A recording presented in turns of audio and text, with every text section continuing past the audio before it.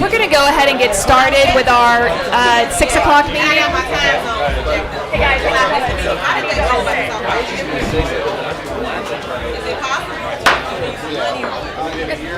we're going to start. Please go ahead and take your seats.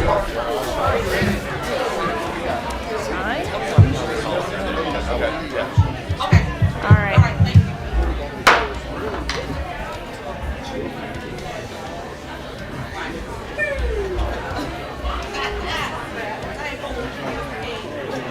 We're going to go ahead and call tonight's regular session.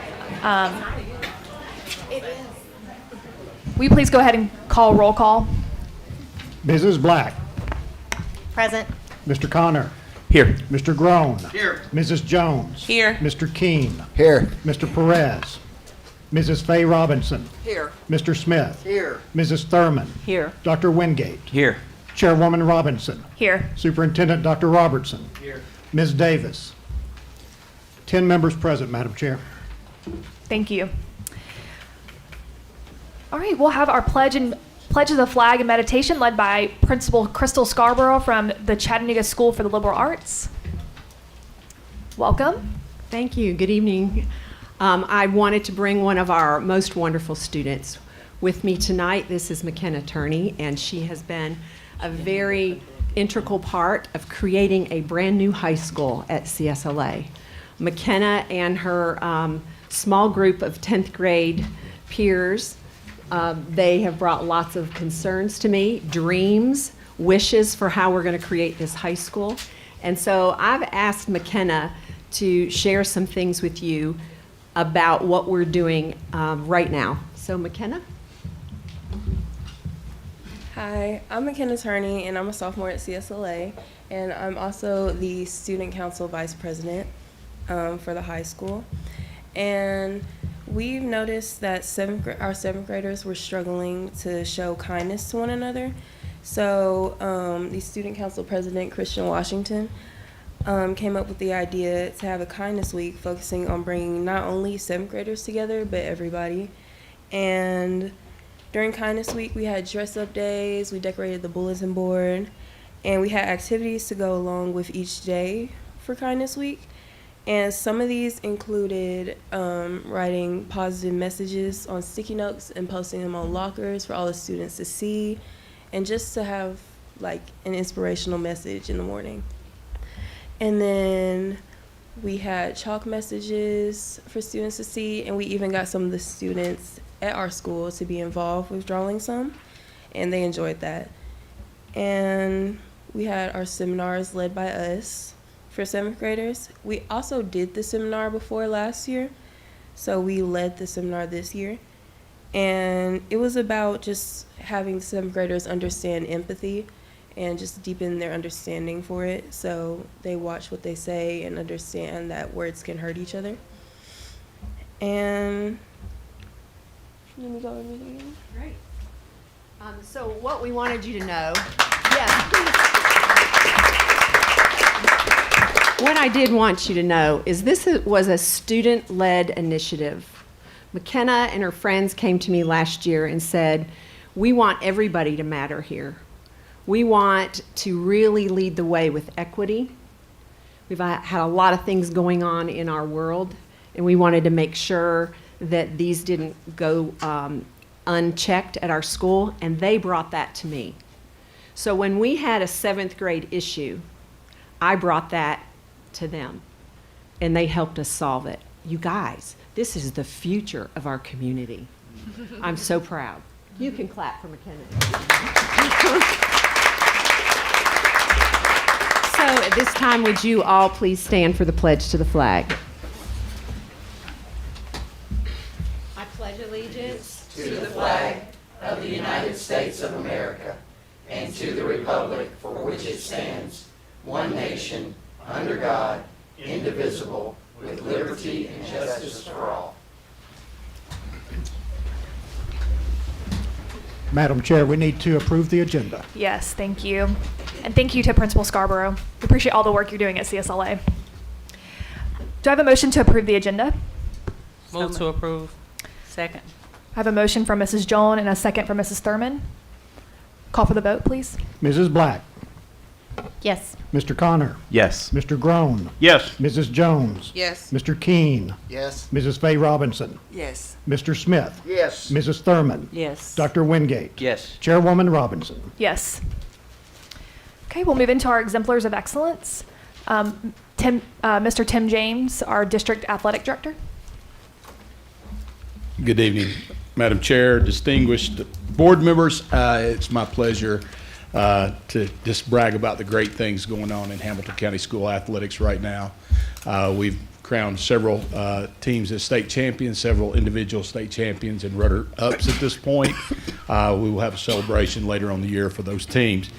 However, tonight I'm here to present the A.F. Bridges District 3 Sportsmanship Awards, which is issued out by the TSSAA annually for each of the districts in the state of Tennessee. As members of the TSSAA, we strive to be our best in all we can do. And sportsmanship and citizenship is top of the list. We are fortunate that we have employees who have been deemed by their peers and the TSSAA as exemplars in areas of citizenship and sportsmanship. This year's 21 is actually, it's a previous year. It's always awarded a year behind, so to speak. But we have the Principal of the Year, Mr. Gerald Harris, for his services at Tyner High School, and he is now the principal at our, and I'll have to get this right, the Construction Career Center. That's a new venture of Hamilton County Schools. So I would like to present this award. It says, given in recognition for displaying the highest ideals of integrity and ethics and the examples of citizenship and sportsmanship, the A.F. Bridges Sportsmanship Award. So he is actually a member of the school board 5th district. So I believe that would be you, Miss Jones. It's really the 4th district, but I'll take it since it was mine okay. until last, All right. last month. You were with this.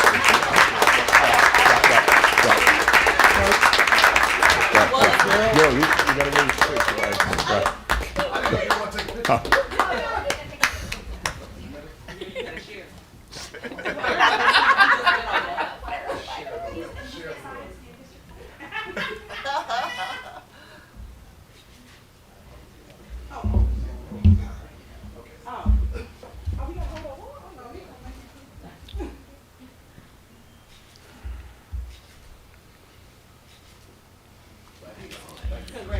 Speech. Congratulations. Speech.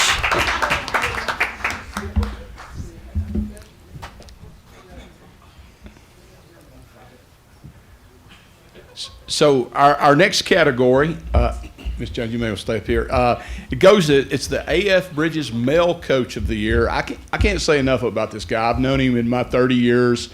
He donates his time in the summers with summer AAU track programs. He coaches at Delwood. He coaches at Brainerd. He's just an all-around great guy who's done, I can't tell you how many things for the kids of the greater Chattanooga area. The Coach of the Year, given in recognition for the highest ideals of integrity and ethics and sportsmanship, Mr. Donnell Dunning.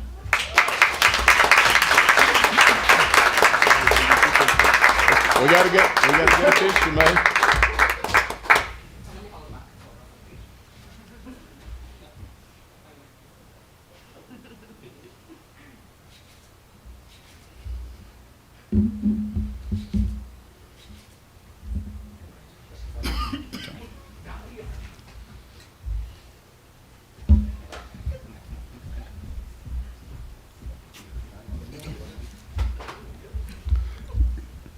Congratulations, Coach. Our last category that we received, or one of our employees received an award for, was that of District 3 Athletic Director of the Year from District 1 and Soddy Daisy High School, Mr. Jared Hensley.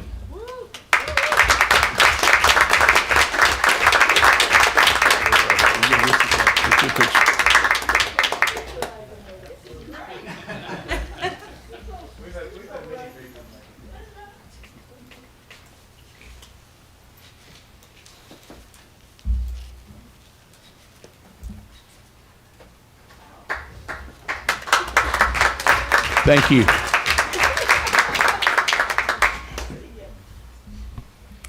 Thank you so much, Mr. James, and thank you to all of our recipients. We appreciate the work that you do in our schools. We'll have our board member disclaimer statement. If we want to start with Mr. Groen. It's not necessary. Okay. Oh, sorry. I forget that this is not a touch screen. I'm sorry. I declare that I have a relative who works in the school system at the board's vote on budget policies may have an effect on my relative's employment. Even so, I hereby certify that I will cast my vote in the best interest of the school system. I declare that I have a niece that works for the school system, and the board's vote on budget or policies may have an effect on my relative's employment. Even so, I hereby certify that I will cast my vote in the best interest of the school system. I declare that I have a family member who works for the school system and that the board's vote on budget policies, etc., may have an effect on my relative's employment. Even so, I hereby certify that I will cast my vote in the best interest of the school system. I declare that I have a relative who works for the school system and that the board's vote on budget, policies, etc. may have an effect on my relative's employment. Even so, I hereby certify that I will cast my vote in the best interest of the school system.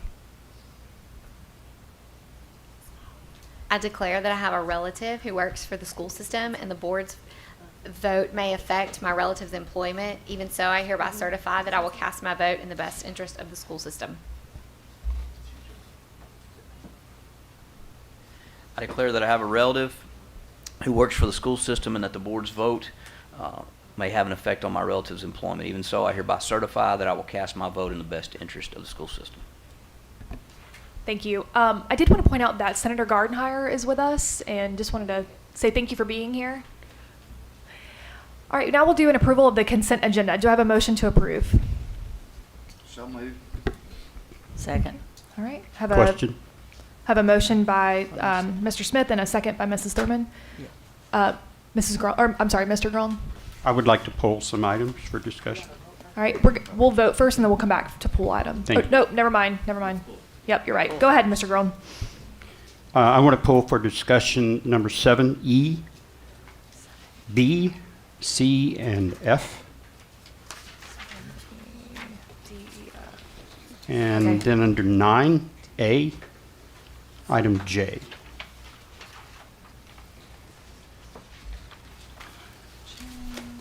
Oh, it's 9.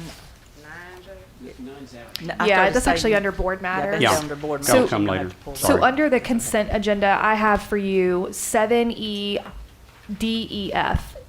I'm sorry, 7E1, D, E, F. So that's board policy 3.203 BC. BCF. BCF. Okay, I gotcha. BCF. Okay. All right. Okay. Are there any other items to pull? Yes, I have a couple. I want 7D, C, 3C, it's grow your own. 7E1K is policy 3.401. Scheduling and routing. Okay. Okay. Are there any other items to pull? Okay. We'll go ahead and discuss Mr. Groen's. You have to vote. I'm sorry, that's right, yes. Call for the vote, please. On the motion to approve, Mrs. Black, Do I have a second? We've already had second. Mr. Smith, and Mrs. Thurman. were the Oh, I'm motion so and the sorry. second. Yes, go ahead. On the motion to approve, Mrs. Black, Yes. Mr. Connor, Yes. Mr. Groen. Yes. Mrs. Jones. Yes. Mr. Keene, Yes. Mrs. Fay Robinson, Yes. Mr. Smith, Yes. Mrs. Thurman, Yes. Dr. Wingate. Yes. Chairwoman Robinson. Yes. Okay, we'll first discuss, let's just go in the order of the agenda. So we'll discuss Mrs. Thurman's item D3C. Okay. The grow your own policy here, or not policy, request here. It says we're spending $114,374, and part of that is for a position. And since this is one-time money, I just don't vote to do that, to hire an additional new coach, even though it says later on that we will adjusted in next year's budget. I just don't like doing this. Taking one-time money for reoccurring expenses. And so I just pull that so that I would not vote for that. I just don't think that's wise. Mrs. Jones? Excuse me. So in voting for this, we vote for all of it, right? The whole document. Okay.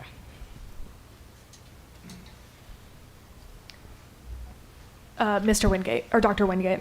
So, I know a little bit about Grow Your Own, but Dr. Robertson, is there somebody here that can speak to, obviously, if there's a position, I mean, I'm assuming that's to coordinate this. I do know this is a statewide initiative, because I know that there are lots of higher ed institutions that are kind of scrambling right now to figure out how to meet this initiative, kind of in their own silos, even at Chattanooga State, trying to figure out how to meet the initiative the state has set forth here around Grow Your Own. So I know that's also involving partnering with LEAs and everybody trying to figure this thing out. Not a whole lot of guidance and structure from the state and a short timeline. So if you don't mind speaking to that. Yes, sir. Thank you very much. Right now, we have several partners, UTK, UTC, as well as possibly LISCM, but with the state's Grow Your Own initiative with the funds available for our classified staff to become teachers, we have open and available seats, and so we hope to, in January, bring in 25 new candidates. And so in order for those candidates to receive the coaching they need in order to the job embedded programs, it requires personnel from our side for a new, what we call them a job embedded coach or Grow Your Own coach. So currently we're interviewing there's 100 staff members that's current employees that are interested in being a teacher. And so, and we only have 25 spots for, we want to start in spring because quite frankly, they're going to be in our highest needs areas, special ed, predominantly, and so we're going to need those seats come in the fall. And so, but in order to set up our prospective teachers for success, it's going to require specific, not only they're going through schooling, but they're going to be also teaching, but they're going to need additional support, right? And so that position is specifically for not only those 25 candidates, but we have other candidates already in our Grow Your Own program. So I know, again, I know this is new for everybody because I'm hearing about it all the time at work and at home. And from your conversations you've had so far, from your interactions with folks around the state, like, is this thing's pretty long-term deal? Because I myself am still trying to understand completely, even in our division at Chattanooga State, my department head is trying to oversee this. And every day conversations are going on with not just other community colleges, but universities. And again, trying to grapple with this, it's a pretty big lift. I know our system has already got some experience doing this, but some of these institutions do not. Well, and that's, I know earlier was talking about UTC. What we know, and it's Dr. Jesse Gray is our strategic partnership director, so he really oversees the point person for our district. Even I had a conversation with him today about things are always changing, right? And so what we know is UTC's been approved. We know that UTK's been approved as well as LISCM. And so with that, we're in a position to identify our candidates so we can start in the spring. And, that's just kind of that's what we know for sure, that number one, that the the UTC, UTC has been approved for the K-12. But I agree with you. Things change, different parameters. I know that we have a discussion at one time with our apprenticeship that, community colleges are going to be involved. And now it's all about with the UTK system or UT system. And so it's just, I want to say it's clarity, but it's just everyone wants to do what's right. We're trying to get all the answers. But I just go back to what go with Dr. Robertson. One, we have a great partner with UTC. They've been approved. Their program of study's been approved. And then we've got prospective candidates ready to go. Because, I agree with Ms. Thurman. As a general rule, it's not wise to create a position with one-time funds. So I guess my line of questioning is around, if this is something that we're going to have to grapple with for the foreseeable future, then that makes me a little bit more willing to do that. So I guess that's where I'm going with that. Like, Yes. again, I know that institutions are scrambling for partnerships right now with LEAs, and if this is something that's not going away, forget about what we've done in the past. I'm saying on a state level, you know. Yeah, exactly, sir. So part of the budget for, my request from our department for 23-24 will be to include this position, but it might be an additional position because we're looking to actually start more grow your own candidates in the fall. So right now, there was no way for us, in my mind, to accept 25 candidates and not support them because we want a return on investment, right? And so if we put our candidates in a program or study, there are classified employees, but we don't train them properly, and then we're setting them up for failure, and ultimately we're setting up kids for failure. So definitely would be a request for 23-24 to retain this position, but quite frankly, for an additional position, because we know that we'll have available seats for the fall of 23. Okay, thank you. Mrs. Black? It's my understanding that the bulk of a large chunk of teacher retention issues, we lose a lot of teachers between year 1 and year 5. And so is the vision for this coach to support our Grow Your Own candidates for that full 5 years? How many candidates would a coach be supporting? Like, I don't know how many Grow Your Own candidates we currently have right now. Yes, ma'am. So we have close to, I believe, don't quote me on it, about 75, I believe, Okay. and so we're going to add the 25. Now, I will say, thankfully, we've got a great induction program, right, where we really have an induction program that takes care of the first through 3 year support for our new teachers. So this is really above and beyond. So not only Erin Kirby, our coordinator for our new teacher induction program, she'll be involved. So they're going to get double support in some ways, but this new teacher coach is specifically, if you look at their they're 25 individuals. We're going to really, they're laser-like, so they come into work every day focused on those grow your own candidates, specifically because it's unique, right? They're not going through a university path where they've yet to train to be a teacher. But on top of that, we'll also have those wraparound supports from our induction program. And you know, just as well as with the data, our first year retention has been over 90% because of our induction program. So, but, with over 300 new teachers, there's no way we don't have the capacity to bring on additional new teachers that you have to go through a university path because it's unique, grow your own, where they're working in our schools every day, working on their master's degree and trying to be a great teacher. So, and then just so the board knows, new teacher coaches are really focused on when you think about classroom management, climate and culture. They're going to get the support from our instructional coaches when it comes to instruction, but new teacher coaches allows them to, here's how you set up your rooms, here's how you deal with students, here's how you deal with discipline, to making sure that kids have access to the curriculum. Thank you. Yes, ma'am. Mr. Keene? Yeah. So, Mr. Brown, you said we have 75 right now, and how many of these coaching positions are handling the 75? Yeah, so right now we have Jason Gray, who's our partnership. He's coaching. We also have another job embedded coach that she's coaching. Now, thankfully we have you guys voted on. We have the school venture fund that's paying for some of that. So right now we have an army of 2. All right. That's really covering our 75 candidates. And so again, to go back to that's just more than we can ask for. Then it'll take on another 25. And expecting 25 more. Okay. Yes, sir. Great. All right. Is there any more discussion on this topic? Can I just say that Yes. I wish this was broken up so we could vote, because I'm going to have to vote against all of this, and I don't necessarily want to do that, but there's no way to take the budget amendment the way it's written. Am I reading this wrong? We have to vote on it as a whole? Correct. That's what, I think that's what Caritza was asking. Yes. It's not cool. Mr. Bennett, is there a way, the way it's written, is there? You could, let me ask the administration if the pleasure of the board is to delete this one item, what does it do to your budget amendment? Will you still know how to implement the rest of it? So, you can just... Can we vote on them separately, or? Yeah, that's what I was saying, is vote on it separate. So, the way I understood, I'm sorry.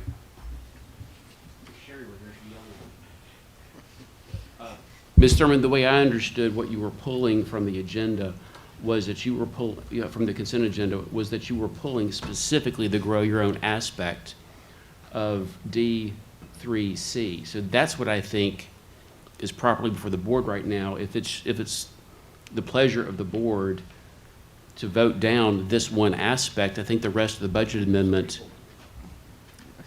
carries, and I'm looking at your CFO, and that's her interpretation as well. Okay. So All right, I just want to be sure, because it my was all listed interpretation, together. Ms. Thurman, if this is your intent, my interpretation and what I noted is that you have exclusively pulled the grow your own program aspect of D3C. Right.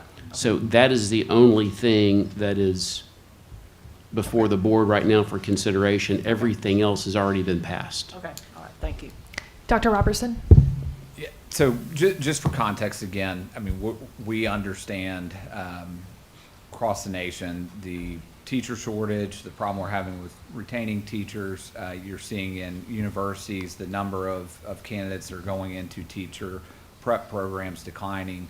I just want the board to understand, you know, HR has done an amazing job to keep us above. I think currently we're 97% staffed in terms of certified employees. This is a strategic piece of us continuing to get great teachers and to support, you know, our current employees that want to be teachers. To me, this is like one of the most exciting parts of the strategies in HR is to say, hey, we've got this this teacher assistant that is awesome with kids, just didn't happen to get a teaching license. Well, let's help them get a teaching license so they can have a bigger impact. So before you voted, I just wanted you to hear from me how important I think this is. Okay. Do I have a motion to add this back to the agenda? To approve. Or to approve it? Do I have a motion? So moved. Do I have a second? Second. Okay. Motion by Mr. Smith, second by Mr. Connor. Call for the vote, please. On the motion to approve, Mrs. Black, Yes. Mr. Connor, Yes. Mr. Groan, Going to pass. Mrs. Jones, Yes. Mr. Keene, Yes. Mrs. Fay Robinson, Yes. Mr. Smith, Yes. Mrs. Thurman, No. Dr. Wingate, Yes. Chairwoman Robinson. Yes. 8 more. Okay, let's go ahead and move to item E1B. Mr. Groen, Board Policy 3.201.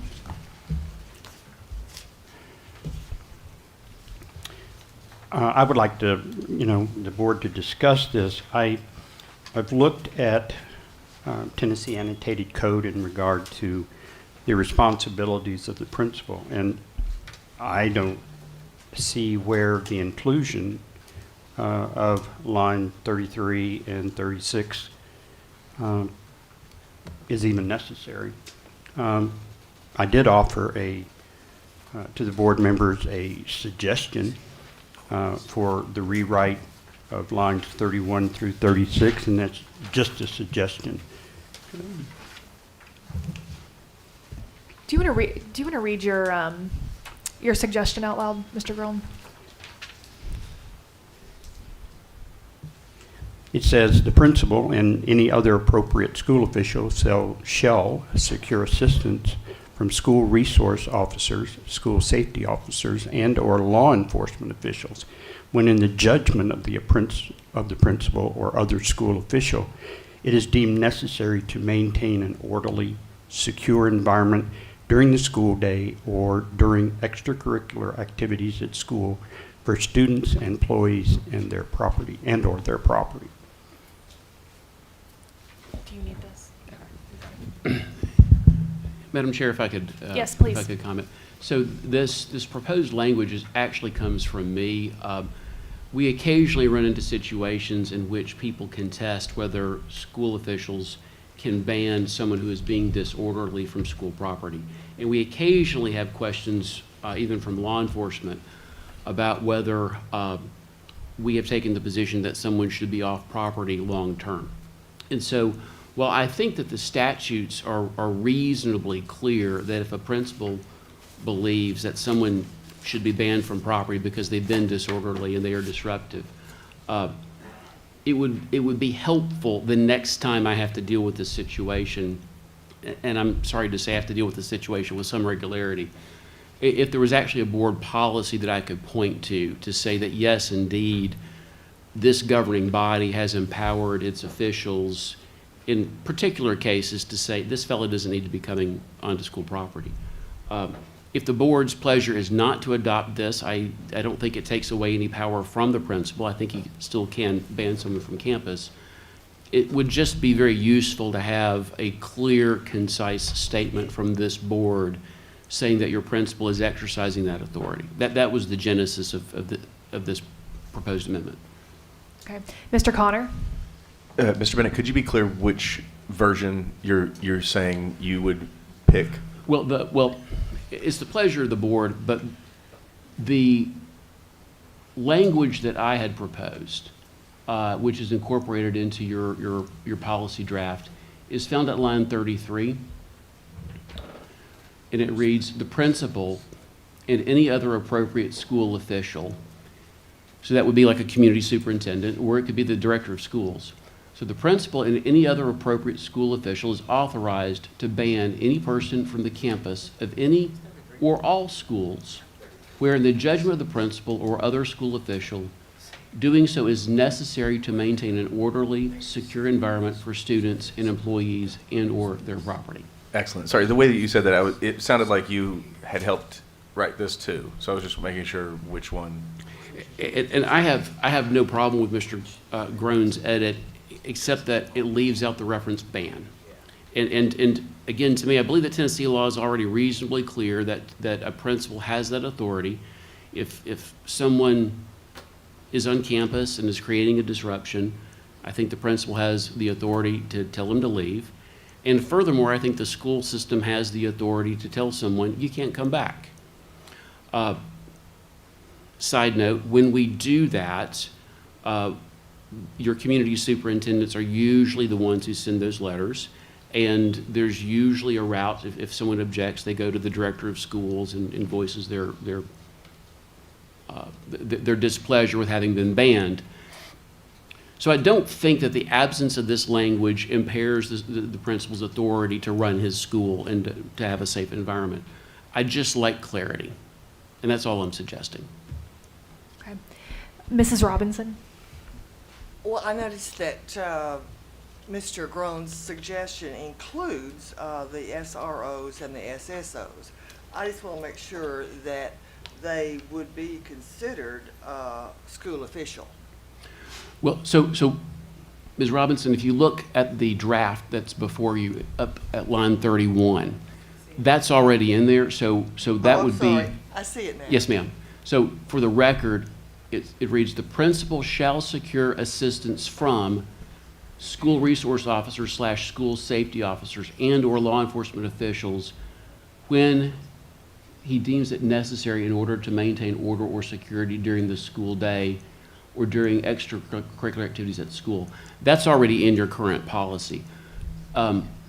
It's the remainder of that language that I have suggested adding, again, simply for purposes of clarity. It's unfortunate, but we have had this situation arise. And again, so far no one has bucked forcefully the authority of the principal to do this, but they've asked me where in the policy does it say this, and I have to point them to 4 different statutes to reach that conclusion. Thank you so much. Yes, ma'am. Thank you. Okay. Mr. Groen? Well, here's my thoughts on this. We know we have issues with discipline in our schools.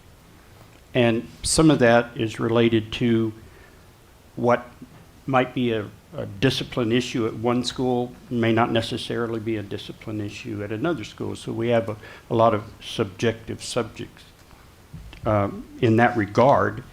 In this regard, you ban someone.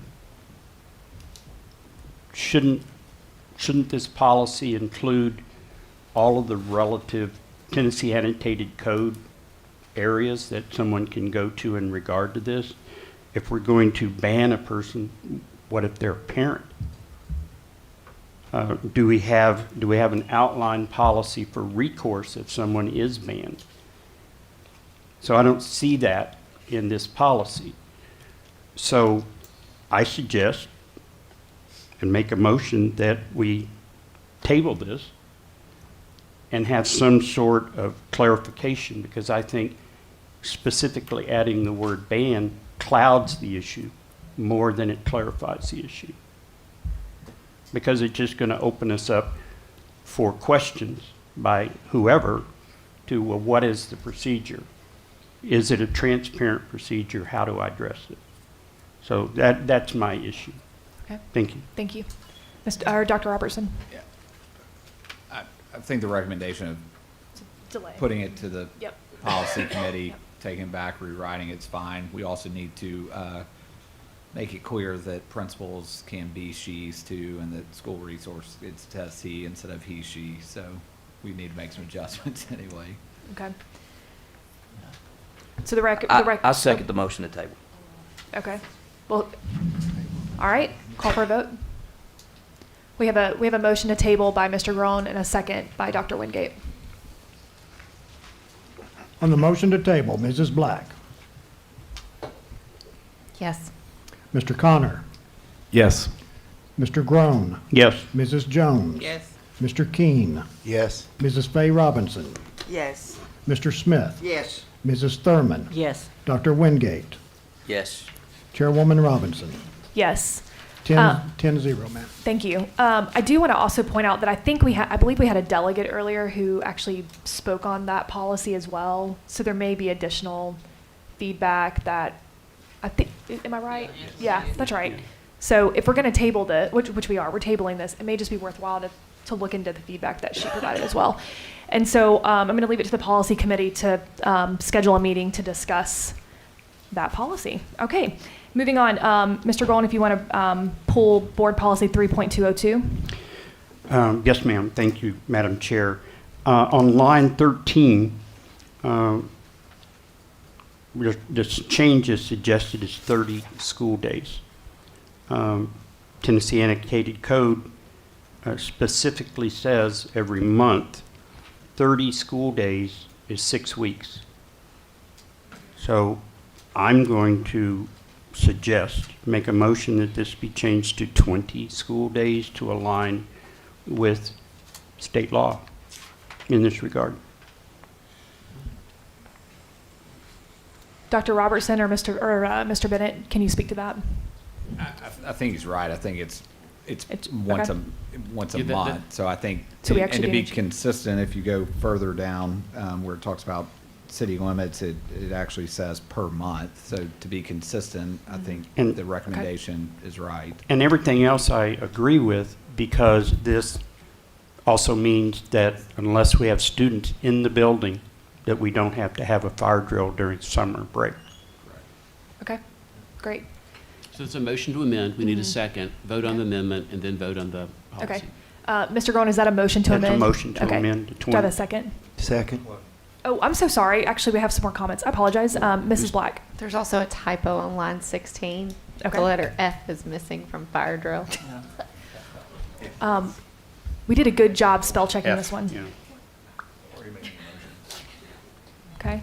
Dr. Rob. Can we Did you wanna incorporate that talk? into your motion to amend? Absolutely. Okay. It's an amended Great. motion. Very so- good catch. And did I get? Mr. Connor had the second. On the motion to amend, Mrs. Black, Yes. Mr. Connor, Yes. Mr. Groen, Yes. Mrs. Jones, Yes. Mr. Keene, Yes. Mrs. Fay Robinson, Yes. Mr. Smith, Yes. Mrs. Thurman, Yes. Dr. Wingate, Yes. Chairwoman Robinson. Yes. 10-0, Madam Chair. Great. Now on the motion to approve. All right. Do I have a motion to approve? Motion. Second. Okay. Motion from Mr. Connor, second from Mrs. Black. On the motion to approve as amended, Mrs. Black, Yes. Mr. Connor, Yes. Mr. Groen, Yes. Mrs. Jones, Yes. Mr. Keene, Yes. Mrs. Fay Robinson, Yes. Mr. Smith, Yes. Mrs. Thurman, Yes. Dr. Wingate, Yes. Chairwoman Robinson. Yes. 10-0, Madam Chair. Thank you. Okay, our next item, pulled is Board Policy 3.206, and that is also Mr. Groen. I want to make a motion to amend, and in terms of amend, I want to rescind all of the red line suggestions because it is just putting in a third layer of bureaucracy in terms of the use of school facilities. We might want to discuss how the community superintendents are made aware of school use. Mr. Groen, we don't have any red lines on our end. What? Are you looking Are you at looking the first at- read? I must be looking at the first read. Okay. So our second read is clean. We don't have any red lines. Well, then I would like to strike line 21, line 22. Read what line 21 says. Line 21, as it reads for you right now, is school facilities use form and have it approved both by the principal and the Office of Risk Management and the community superintendent. And then you drop down to line 30, and it said hours approved unless the principal and Office of Risk Management or a community superintendent approves the change in the proposed date and time of use. As I mentioned at our last meeting, I think this is just redundancy and throws in an additional layer of bureaucracy. So for point of clarification, you're wanting to remove The community Office of Risk Management and the community superintendent? No, You just just want to remove community community Just community superintendent. superintendent. All right, Mr. Keen, did you have, your light is, your button. Do you have something to say? Sorry. Okay. Well, Does anyone else have comments on this? so as I read this, it's not all three that have to sign this. It's, or am I reading it wrong? It's principal or Office of Risk or community superintendent. No, it Not says, all three, correct? it says the principal. Office. The first one says it has to be approved by all three, but on three, at the line 29 So, yeah, through 29, 31 30, says 31 is or. the principal Office of Risk Management or a community superintendent Right. approves a change in the proposed date. So one is and, so line 21 and 22 is and then line 30 and 31, line 30 is or. Is there a reason for that As in it? as a for instance, Madam Chair, the way that that item 1 reads currently, the unamended version, any group seeking to use a school building or ground or any portion thereof must complete a school facilities use form and have it approved both by the principal and by the Office of Risk Management prior to use of the facilities. It doesn't say both, does it? Yes. The initial one said Let's let both. Dr. Robertson weigh in Yeah, on this. Real quick clarification. So the approval requires all three, the initial approval. What the second one that says, it's if they change the date and time, right? And so if the group comes back and they got originally approved to use it on Saturday, the 13th, but it was raining and they wanted to move it to the 20th, it doesn't have to go back through the whole process. The principal can just say, we're good Yeah. to go on the date change. Okay, like executive decision. I hear, to Mr. Groen's point, I would argue this doesn't really add that much of a level of bureaucracy. If we don't have the community superintendent sign it, what it's gonna require is the Office of Risk Management to then send it to the community superintendent so we can track who's using our buildings. The whole purpose of the community superintendent is so that we've got real clear guidelines on who is using, not guidelines, real clear about who is using the buildings. So, if we go with this, it's fine. We're just gonna have to route it another way to the community superintendent so that we can keep track of who's in the buildings. Okay. Mr. Groen? Dr. Robinson, Yes, sir. if on point 3, if a principal can change the date and the hours, and the community superintendent doesn't have to be informed, then why would he have? It's just approval. Our practice underneath the policy would be that the principal would inform the community superintendent that the date has been changed. Essentially, if you're changing the dates, I think from a legal standpoint, Mr. Bennett, you're not materially changing our risk, right? And that's why the ability to just have the principal approve it. Well, in that case, why can't under number 1, the principal do the exact same thing and just, Because we need to send it to risk management to make sure that. well, I mean, we're risk covered. management's fine, but it seems like that would be a normal process for a principal or risk management to CC the community superintendent Yeah. without requiring a signature. It's the board's will. I'm just letting you know that whether the community superintendent signs it or not, we're still gonna have to add another process to make sure we keep. It's a track. matter of checks and balances. Is that basically what you're saying? Okay. Mrs. Robinson? I just want to clarify, number 1, all 3 have to agree and decide whether or not it's a risk. And then number 3 just simply says if the date changes, which it could, then only one of Yeah. any of them, Typically the principal. and typically, right. Okay, thank you. Okay. Do I have a motion on the table? Move to, You have a motion to amend from Mr. Groen, but I do not show a second, Madam Chair. Okay. Is there a second? Okay, motion fails. Do I have a motion to approve? move to approve. Is there a second? Second. All right. That was a motion by Mrs. Jones, and I'm sorry, who made the second? Mr. Connor? Okay, or Mr. Keene. Whichever is shorter to write. Right, Steve? I'm good. Okay, call for the vote, please. On the motion to approve, Mrs. Black, Yes. Mr. Connor, Yes. Mr. Groen, Yes. Mrs. Jones, Yes. Mr. Keene, Yes. Mrs. Fay Robinson, Yes. Mr. Smith, Yes. Mrs. Thurman, Yes. Dr. Wingate, Yes. Chairwoman Robinson. Yes. 10-0, Madam Chair. Thank you. Okay, our final item pulled is E1K, Board Policy 3.401. Mrs. Thurman. Yes, on the first line there, it says, all school bus routes shall be arranged in such a way as to travel the shortest possible distance. I talked to Scott about this. I think the word safest needs to be in there, because sometimes the shortest possible route is not the safest. So, we need to, I think, fix the wording on there. Motion to amend to insert Yeah. safest. However, it needs to be worded there, the safest, shortest.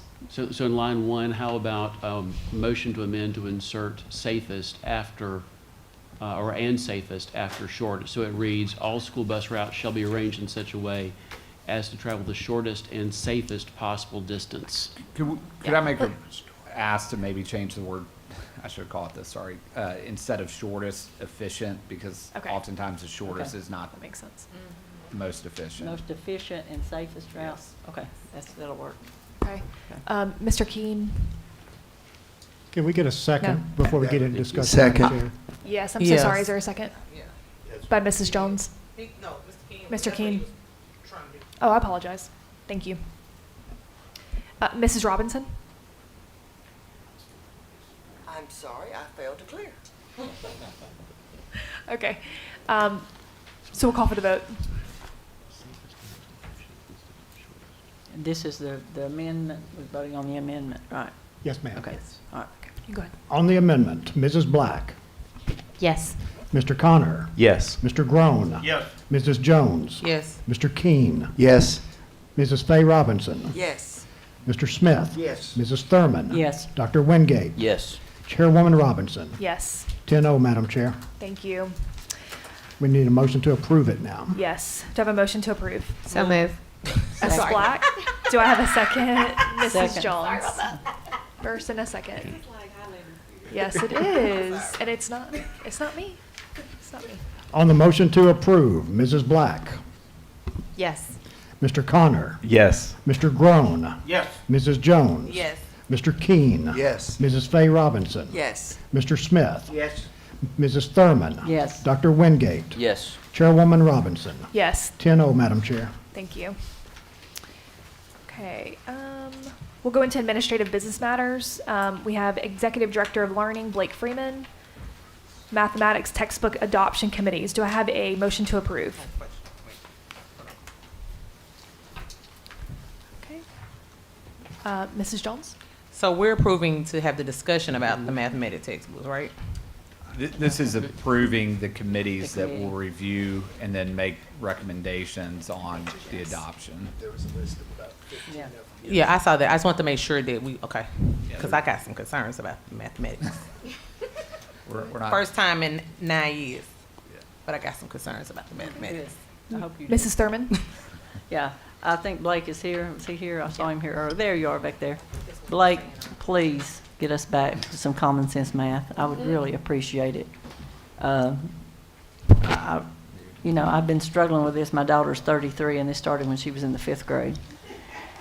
And so we started with the connected math and everyday math, which was the worst thing that this county has ever done for us. I see people laughing. They know exactly what I'm talking about. And I hope we never make a mistake like that again, ever.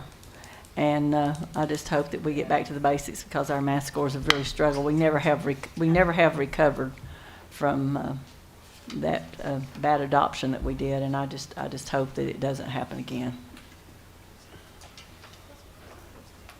Okay. Is there a motion to approve? Oh, I'm sorry. Go ahead, Mr. Well, Bennett. that's what I was going to ask. We don't have a motion yet. Move to Right. approve. Yes, thank you. Thank you. There you go. All right. On the motion to approve, Mrs. Black, Yes. Mr. Connor, Yes. Mr. Groan, Yes. Mrs. Jones. Yes. Mr. Keene. Yes. Mrs. Fay Robinson. Yes. Mr. Smith. Yes. Mrs. Thurman. Yes. Dr. Wingate. Yes. Chairwoman Robinson. Yes. 10-0, Madam Chair. Thank you. Our next item is amendments for charter school contracts. Is there any discussion? Is there a motion to approve? I move to approve. Second. All right, I have a motion from Mrs. Thurman and a second from Mr. Smith. On the motion to approve, Mrs. Black, Yes. Mr. Connor, Yes. Mr. Groan, Yes. Mrs. Jones, Yes. Mr. Keene, Yes. Mrs. Fay Robinson, Yes. Mr. Smith, Yes. Mrs. Thurman, Yes. Dr. Wingate, Yes. Chairwoman Robinson. Yes. Sorry. 10-0, Madam Chair. Thank you. Okay, under board matters, we have board policies first reading. We'll not vote on these. We'll just discuss them. Do we want to go through? Do you want to go through each one by one? I thought you just allow. if Okay. some- Is there any discussion on these policies? Okay. All right, Mr. Groen. I want to direct the board to J, which is school volunteers. This policy rewrite really needs some work. If you look at page 2, line 15 through 18 is the same as on page 3. Pretty much line 13 through 16. It's just redundant. I think we need to, on page 2, line 22, when it says that volunteers are not covered by any policy of insurance, I think that needs to be not any, it specifies health benefit plan, but I think that needs to be like workers' comp or something that Mr. Bennett could direct us on. Because if you will look at line 26 and 27, while volunteers shall serve without compensation, but shall be insured by the board against loss or damage in the performance of their duties, that's actually state law. So I think we need a rewrite on this, and we need to ask that this be brought back at our next board meeting. So I'm going to make a motion to table this, set it aside. This We're is not not voting on this it, isn't a so- voting First portion. reading. Yeah. It's just a first Okay. reading. Okay. But this is a good time to have the dialogue of the Yeah. changes. Yeah. Madam Chair, I will point out something I just noticed, if I could. Yes. The duplication is actually on purpose, I see, because the first section deals with in-school volunteers, folks who are coming in and maybe helping during the day. The second section actually deals with volunteer service groups. So as a, for instance, let's say you were doing a makeover of a school, or you had a bunch of parents who were coming in and doing something. that speaks to how that group is regulated. So I think, I'll take a look at it, but I think that duplication is intended so it doesn't get lost, because you got one specific set of rules for in-school volunteers, and then you got that second group for like Boy Scouts who want to come and do a service project. So I think we're talking about two different things, but certainly I'll take Mr. Grone's comments and I'll talk with Ms. Moody, and we'll polish this up for y'all for next month. Okay. Are there any other items? Yes, I'd like to. Okay, Mrs. Thurman. Okay, policy 4.402, the selection of instructional material. On line on line 5, it's select appropriate high quality. I think it needs to be select age appropriate. I think the word age needs to be put in there. Age appropriate high quality instructional materials.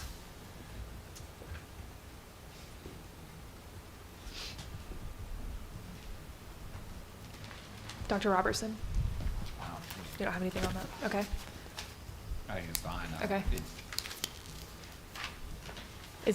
Are you working on this policy? It's under Ms. Moody. Someone but- else, but- okay. But she's taking notes and I'm Okay. taking notes. We Okay. can just add that before we come. It doesn't materially, yeah. Okay. All right, we'll have that added. What- All right, Mr. Connor? Just one question. That doesn't hold us to where a third grader wants to read, something at a ninth grade level that they're, because they're a good reader. Like, we're not, that doesn't pigeonhole us in? No, with the sir. Technical? Okay. No, sir.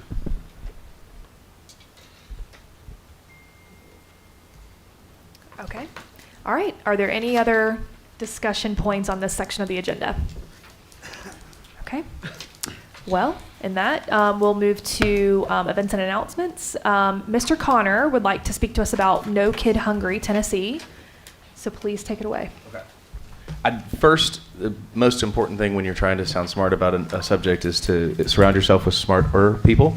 So if Miss Marissa Spady with No Kid Hungry and Miss Kristen Noss who is the director of school nutrition could just come up to the podium in case I miss something. So they invited me, and on October 28th, I had the opportunity to go to Hardy Elementary and see their breakfast program, which was awesome. The kids were wonderful. We highlighted the benefits in the presentation of eating breakfast that before improves grades across multiple subjects. Obviously, it increases in standardized testing. There's fewer visits to the school nurses through studies, which is a really awesome thing to think about in the current state that we're in with so much flu and different types of viruses going around our schools. But also something that we talk about so much on this board, behavior. We have a whole committee on it. The behavior is categorically better from children that have had breakfast in the morning. And if we can provide that and make sure that it's there through a service that's already available to us, currently serving 7,840 students, but has the potential to reach more than 11,000. And they're already equipped for this. So I wanted to make sure to say two things first and then take questions and allow them to answer anything else. Our specific state website is the word state.nokidhungry.org and then /Tennessee. And board members, I'm going to send this out in an email too, so you won't have to worry about that. And then another important thing over the summers, if you, I know that we, through COVID, tried to help getting people fed and making sure that our children and our students had meals. If you run into a situation where you can't find food for your child over the summer, you can text you can text to 304-304. That's 304-304. You can text the word food or the word comida, and they will get you in touch with the closest food area to get that child fed. So it's really awesome. Does anybody have any questions for not me? Yeah, absolutely. Yes, please. The other thing about this food process, the number of tardies to class in the morning are lower with schools that are using this food program because they come and get the meal and go on to class and eat it in class during the warm-up time. So it saves on a lot of kids lingering in the cafeteria. Yeah. Mrs. Thurman, did you want to speak? No. Okay. I think your box is just still on. Sorry. Well, I was curious, what is the barrier to getting this program into all of our schools or into the schools that don't have it that should have it? So each school is a little different. You know, in some schools, it might be the location of the cafeteria that's the barrier. So for example, Howard, cafeteria is in a completely different building. Whereas as in an elementary school, the concern is sometimes about food in the classroom. So it may be a cleanliness concern or a pest control concern. So it really just depends on the school. The cafeterias are pretty much equipped to open up their serving line and allow the kids to come through and take it to their classroom. It's not really the kitchen as much that's the concern. It's the food in the classroom typically. I would add also that sometimes it's just changing from what they're used to. It's difficult to enact change. Yeah, you know, I feel like as leadership of this district, like if we know that this is important, I mean, shouldn't we press upon implementing this program to our principals? You know, and I'm really looking at you for guidance on that because, you know, I know that we want our principals to have autonomy, but we also know how important breakfast is, right? So Yeah, I mean, I think it's, to Mr. Connor's point, it's change. Change is hard. Sure. I think there are cleanliness issues, but that's something that. But it's not clean anyways. I mean, so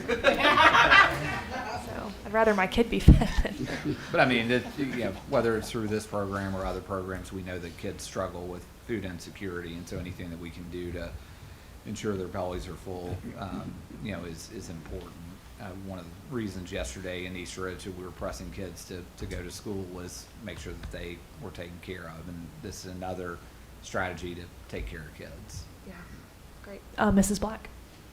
I don't know if this is appropriate. Can you like send us an email of like where you're wanting to get, if we can like help encourage, you know, and help the community understand how important this is? So they have already sent me some information that I was going to make as like a follow-up for this, but I'd love to work with you all and get a better email that will address it straight towards the board more. Unless you just, would you prefer I share the PowerPoint that we reviewed? You're welcome to share that, Okay. but if there's any other information I can provide, I'd be happy to do so. Then what I'll do is when I do my follow-up email to the board about this, I'll include that PowerPoint and I'll include them as well, should we have further questions. That's great. I really appreciate you bringing this to the board's attention, Ben. And, you know, I think it's important that we know about these programs and as board members, we figure out how to support. So thank you so much for your time tonight. Thank you for sitting through the whole meeting and waiting on us. So appreciate it. For taking a minute to talk about it. And we're at No Kid Hungry, we're happy to help support Kristen, her team, and the students from Hamilton County. So Thank you. Thank you for that. All right. Okay, we'll get wrapped up. So schools are closed for Thanksgiving, November 23rd through 25th next week. Central office will be closed the 24th and the 25th. On Monday, November 28th, 5:30 p.m., we have a board facilities committee meeting. And so if you're on the facilities committee, please make sure you're here. And then, of course, all board members are invited to all committee meetings. And on Thursday, December 8th, we will have our next board meeting. I actually won't be here, so Mr. Smith will be running the show. I don't know, guys. Yeah, it will be an experience. It will be an experience. hell, I won't Can be here. you just might not have a quorum. I don't know. May So- I I just don't think we should have board Tiffany, meetings. can I? Yes, I wish please. that we would publish the school choice dates for parents to know. They opened on November the 14th, am I correct? Right. And they go through January the 31st. I think that's very 30th, important. right? It's the 30th or for 31st. parents to know that. I don't know how we publish. That's true. That is Yeah, it's been in a lot of important for community parents. newsletters and social media. We'll continue to do Yeah. it throughout. Okay. And you know, then there's throughout two the more things process. I didn't bring up. Scott, I just want to ask you for some information about one of these policies. Is there a state law about seat time in schools? Is that still? In schools? When that a student has to be in school so many days to pass regardless of how they do on a test, am I correct? There's an attendance requirement. Yes, ma'am. Okay, that's what we call it seat time, but yeah, Yeah. there is an attendance requirement. Well, I would like for this board to see that policy because I'm just wondering if we're really following that policy. I think we looked at it in the, State law, I would like to know that because I know some people are just coming in. I was going to bring that up under credit recovery and I forgot. But I want to be sure we're following state law on that. And so, there's, I believe that the board looked at an attendance policy last spring, but I'll talk with the administration Okay. and get back with you. It's more nuanced than just saying you have to be here a certain number of days. There's a process that we go through Okay. to get them in school, and and we respond to situations where they're not in school. And then there's the other overlay of what if there's a health issue? Yeah, okay. Then you get I special ed involved. So Okay. I'd just like to get clarification. Okay, thank you. Great. And with that, we'll adjourn the meeting. All right, we still got out here at 7.